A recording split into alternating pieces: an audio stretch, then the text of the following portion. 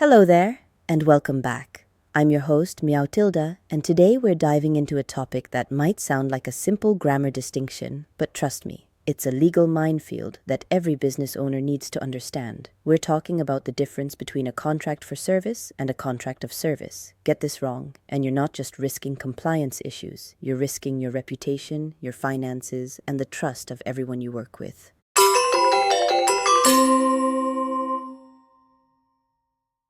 In Malaysia, this distinction is absolutely critical because it determines whether someone working for you is classified as an employee or an independent contractor. And that classification affects everything: EPF contributions, SOCSO coverage, annual leave entitlements, termination procedures, and even legal liability. The consequences of getting it wrong: you could face lawsuits, backdated statutory contributions, hefty penalties, and serious damage to your business reputation. And here's the kicker: simply having someone sign a contract labeled as independent contractor won't protect you if the actual working relationship tells a completely different story.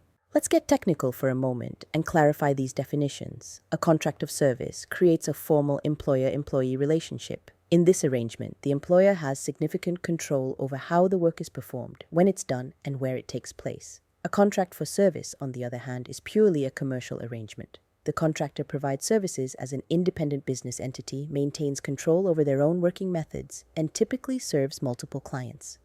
Let me give you a simple way to think about this. I call it the lawnmower test. Imagine you need someone to maintain your lawn. If you tell them exactly which day they must come, what time they need to start, which specific mower they should use, and precisely how to trim the edges, you're not just purchasing a lawn care service, you're actively managing a worker. That's the hallmark of a contract of service. But if they have the freedom to choose their own schedule, bring their own equipment, and deliver the finished result without your constant oversight, that's a true contract for service. And here's what many people don't realize. Even if this arrangement only lasts 1 week, if you're exercising control over their hours and detailed work methods, the law may still recognize you as their employer.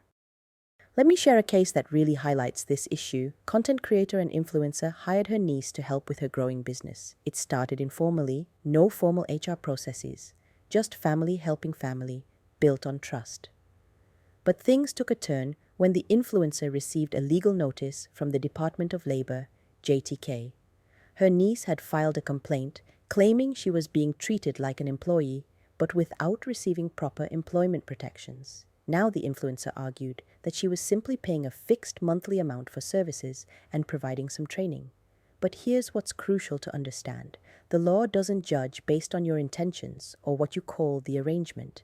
It looks at the actual structure of the relationship. If you're controlling someone's daily schedule, providing their work tools, and dictating their workflow, even for just a short period, the law may very well classify that person as your employee under a contract of service.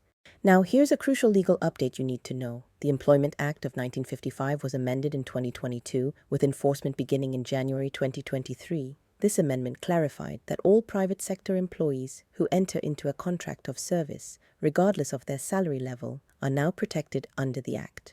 What does this mean? It means full access to statutory benefits, EPF, SOCSO, Employment Insurance Scheme, and comprehensive legal safeguards. But if it's genuinely a contract for service, none of those employment law protections apply. Instead, the relationship is governed by civil contract law. So before you bring anyone new into your business, take a moment to ask yourself this critical question. Are you building a team member relationship, or are you purchasing an independent service? Because in Malaysian employment law, those fine details make all the difference. Thanks for listening, and remember, stay informed, stay compliant, and always approach these decisions with both your business mind and your conscience engaged. If these kibbles fed your soul or tickled your HR bone, give it a like, subscribe for more, and tap that bell so Meow Tilda never meows alone.